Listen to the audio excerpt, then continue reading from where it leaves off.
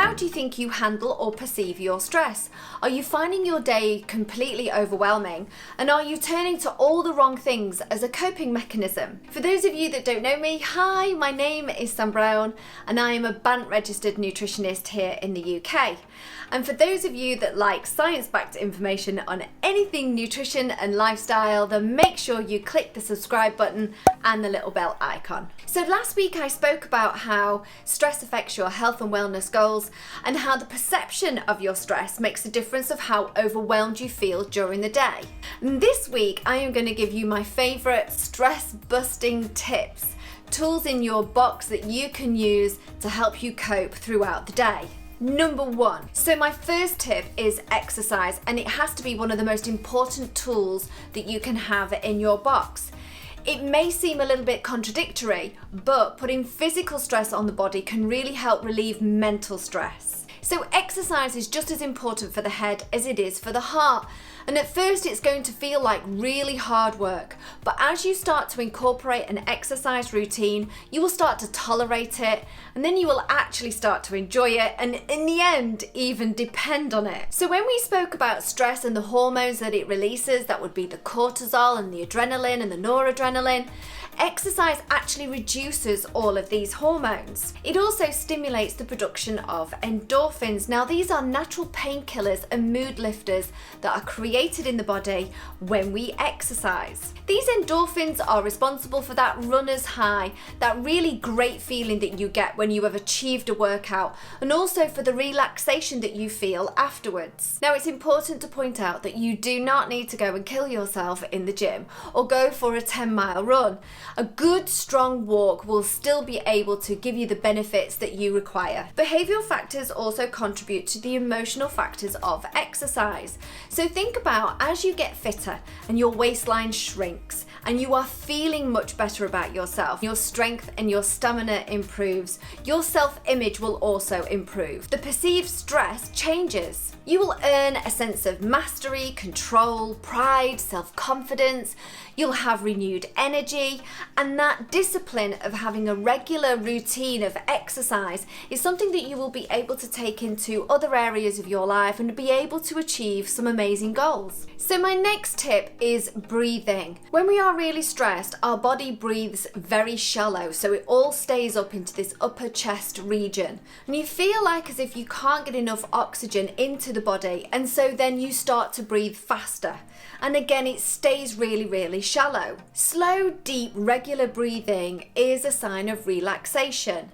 And this is something that you can actually learn. So when you mimic this particular breathing, you almost trick your body into relaxation. So you start this by breathing in really deeply, where you almost push out your stomach. You then hold the breath just for a very short period of time, and then you will exhale very slowly, thinking about relaxation all the time. And then you would repeat this process 5 to 10 times, or as many times as you would need. This is so easy to learn and can be done absolutely anywhere. I recommend this breathing to my clients, but also to practice it outside of a stressful event, so that when they do find themselves in a stressful point, they can tap into this almost as though it's second nature. Meditation. Okay, so I know that meditation is not for everybody. The reaction sometimes that I get in clinic can be really kind of lukewarm when it comes to meditation, and we automatically think of a monk that is sitting there for hours and hours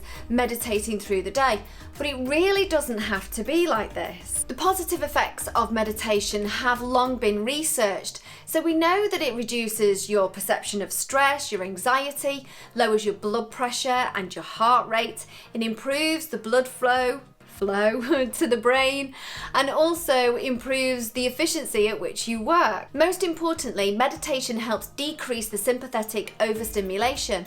Now this is where you want to go into fight or flight rather than rest and digest, as we spoke about last week. And if you missed it, I will link it here. And so this helps you with the perception of that stressful event, and so helps you handle it better. So like I said before, it doesn't mean that you need to meditate for hours on end. 15 minutes is all you need. Now if that still sounds like too much for you, you can increase by 5 minutes every couple of days until you hit that 15 minutes. Now, I love a guided meditation. I'm not quite controlled enough of my brain that it doesn't start wandering around or jumping all over the place like a monkey and thinking of what I have to do. And a guided meditation just helps me get through that 15 minutes and be able to concentrate solely on what I'm doing. Now, there are many apps that you can get on your phone, or there are plenty of guided meditations on YouTube, but my favorites are Boho Beautiful, she just has this wonderful voice, and also Abraham Hicks. And I strongly recommend that if you are suffering from stressful situations, that to study Abraham Hicks would be a really good thing to do. So my next tip is yoga, and I really can't recommend this enough for connecting the brain and the body together. Now, guys normally have the reaction with me of, oh no, I'm not doing yoga, I can't do yoga. But there are some really great YouTube channels out there with men as teachers if you prefer that. Yoga really isn't just for women. Being able to increase the blood flow around the body, it decreases the heart rate again, it lowers the blood pressure, and also you can think of it almost as a moving meditation. Now, of course, the yoga that I am recommending is a slow, restorative, or even a yin yoga, something that is not going to pick up the heart rate. It's not about exercise. And of course, this is not something that you can do in the office either. It's something that you would do as a home practice. But understand, the more that you practice these things at home and that you have them as a regular in your routine, it helps you with the perception of stress, helps you recover from stress more quickly, and so you're able to handle it much better. Reducing your caffeine intake. When we are tired and stressed and we feel like as if we're running on fresh air, we tend to grab those stimulants. Now, whether your caffeine is in a coffee or an energy drink, the effect is still the same. I personally would not recommend picking up any kind of energy drinks, as they're also very high in sugars as well, and we just don't want to confuse the body even more and send it into an insulin and inflammation pathway that we spoke about again in the last video. I personally recommend no more than 2 coffees a day, and to also try and keep them in the earlier half of the day, but to make sure that your coffee is of high quality. I don't recommend buying an instant, and to make a cafetiere or to get a little espresso machine or one of the little pod machines, you can get some really high quality coffees now, and it's well worth the extra minute or 2 that it's going to take you to make it. Cheap instant coffee is full of acrylamides, and these are carcinogenic. You just don't want to be putting them inside your body. Also, these kind of coffees can really push that anxiety and give you the jitters, which doesn't make you feel very good either. It's important to point out that everybody's tolerance to coffee is different. So if you find that you are jittery after even 1 coffee, just cut it out of your diet. It really isn't worth it. There are better ways for you to be able to stay awake and stimulate your body. So my next tip is learning to say no. Now, this is a quick one, but many of my stressed clients tend to take on jobs from other people, whether that's from work, family, or friends. These tend to be people that are running around like headless chickens, but people are still coming to them on a regular basis and asking them to do even more for them. It's important you learn to say no. You have to fill up your own cup first. You have to regenerate your energy before you take on or be able to help anybody else. And I want to say that this is not about those people in your life that really do need your help. These are people that just generally go about their day asking other people to do things for them that they can do themselves. These people that do ask us to do extra things are actually not aware of the stress that you are going through, and so a quick conversation can often change what they're asking you to do anyway. So last week we spoke about some of the nutrients that are needed to help you get through stressful events. So here are some foods that are going to help you increase those vitamins and minerals in your diet. Number 1, matcha powder. Now, this is really high in something called L-THEANINE. It's a non-protein amino acid, for those of you that are a bit sciencey, but basically it has real strong stress relieving properties, nice and calming. You can pick it up in most health food shops and maybe make a matcha latte out of it or pop it into a smoothie, wherever you can get it into your diet really. Number 2, Swiss chard or chard or rainbow chards as sometimes they're sold in the supermarket. Now this vegetable is really high in magnesium, and magnesium is something that when we are stressed we burn through a lot of it in our body, and it's not called the relaxation mineral for nothing. Number 3, sweet potatoes. Oh my god, these are one of my favourite carbs. I absolutely love them. They may help reduce cortisol, but also they are packed with potassium and vitamin C that helps your body in response to stress. Number 4, kimchi. I love fermented foods. I go on about fermented foods all the time, and kimchi has to be one of my favourite. All fermented foods are packed with beneficial bacteria,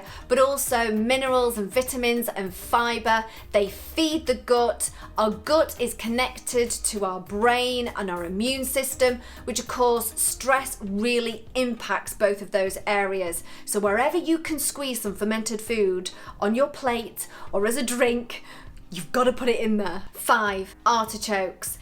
These are absolutely packed with fibre, which is a prebiotic. These prebiotics feed the friendly bacteria within our gut. They are also high in magnesium, potassium, vitamin C and vitamin K. Again, all really important for the body in a stress response. Number 6, dare I say it, organ meats. I can feel what your reaction is. I remember as a child, my mum serving me a lovely plate of liver and whatever else, normally fried onions or something. But these organ meats are full of B vitamins that are really essential for the production of neurotransmitters. Now, neurotransmitters are chemicals within the brain that affect our mood and again our perception of stress. If you can't quite push to maybe some homemade liver pate or something like that, even a really good steak is going to contain a lot of B vitamins. Number 7, eggs. Definitely a little bit easier to take than organ meats, but these are a powerhouse of a food. They are packed with protein, B vitamins, choline, which is great for the brain. Again, you can see a pattern emerging here. This is all about your body being able to deal with that stress response. Number 8, shellfish. Now, I really like all kinds of fish, and especially if I'm by the seaside where I know it's going to be really fresh. But shellfish is high in taurine, and again, taurine has mood boosting benefits. That was not easy to say. They are also loaded with zinc, B12, manganese, selenium. They are just a little bit of a powerhouse for all those nutrients to boost your mood. Number 9, fatty fish. So we're talking here salmon, trout, mackerel, sardines, kippers. I love kippers in the morning. Anything that has that kind of fatty feel to it is a fatty fish. And so these are full of omega-3s, and I've spoken before about how omega-3s are incredibly good for the brain. Now also they contain a small amount of vitamin D. Number 10, garlic. Garlic makes everything taste so good, but it's full of sulphur. Now we use sulphur in our bodies to make something called glutathione. Glutathione is the body's own natural antioxidant, and antioxidants help any kind of free radicals that are produced via stress and inflammation. So my last food is chickpeas. I think that chickpeas are really versatile. You can throw them in a stew or a curry, in a frittata, you can make hummus out of them, but they are absolutely packed with stress busting nutrients. So this would be magnesium, zinc, B vitamins, copper, manganese. So wherever you can squeeze some chickpeas on your food, you'll be really topping up that meal. Improving your sleep. So last week we spoke about how sleep and stress was really interconnected. So what are the things that you can do to improve your sleep? So my first thing, and I pretty much put this in every single protocol, is blue light blocking glasses. In this day and age, we are ran by our devices, and even myself, if I'm working late on my computer, I too will be affected by blue light. So what is blue light? Blue light is a structure of light that is around earlier on in the day. This signals to our bodies that we need to be awake, and so the body uses the cortisol to stay awake and be able to do our jobs. As the day goes on, the structure of light changes colour and becomes a more orange and red type hue to it. This signals to the body that the day is coming to an end and we need to be dropping our cortisol and starting to produce melatonin, which is our sleepy hormone. This is something called a circadian rhythm in our body,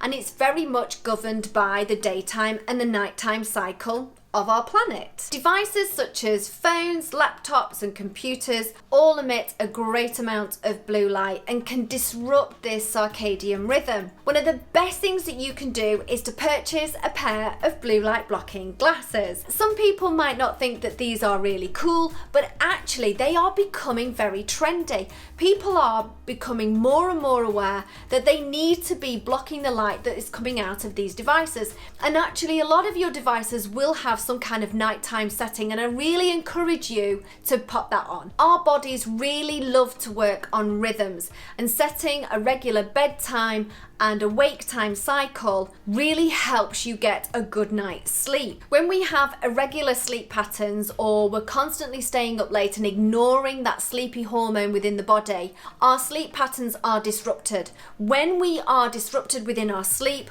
our perception, our handling of stress is greatly reduced. So again, we are tying into that sleep and stress response cycle in the next day. We'll be snacking on inappropriate foods. Our handling of stressful events during the day will be greatly reduced. So another tip is to eat your last meal about 3 hours before you go to bed. Now I know a lot of people may not like this one, but it takes quite a while for our bodies to digest food. And so if you go to bed and you have a full stomach, you may fall asleep, or you may think that you are asleep, but your sleeping patterns through the night are going to be disrupted, and so you won't be fully rested the next day. Making sure that your body has got a really good head start on digesting that meal makes all the difference to the kind of sleep that you will get. So my final tip, guys, and well done if you've made it this far in the video, but it is to use a sleepy drink. Now, my favorites are chamomile or Pukka nighttime blend, and also Pukka do a lovely nighttime latte. This has ashwagandha in it. Ashwagandha is a herb that promotes relaxation. I really love this drink for a good night's sleep, and then you're able to wake refreshed in the morning and ready for the day ahead. Dealing with stress is never one thing. Having a selection of tools in your box that you can draw on and create a routine with that will help you not get rid of stress, but just help you deal with it so that your perception is lower and you can handle it better. So as always, guys, if you have enjoyed the information in this video, please give me a subscribe and a nice big like, and I shall see you next week.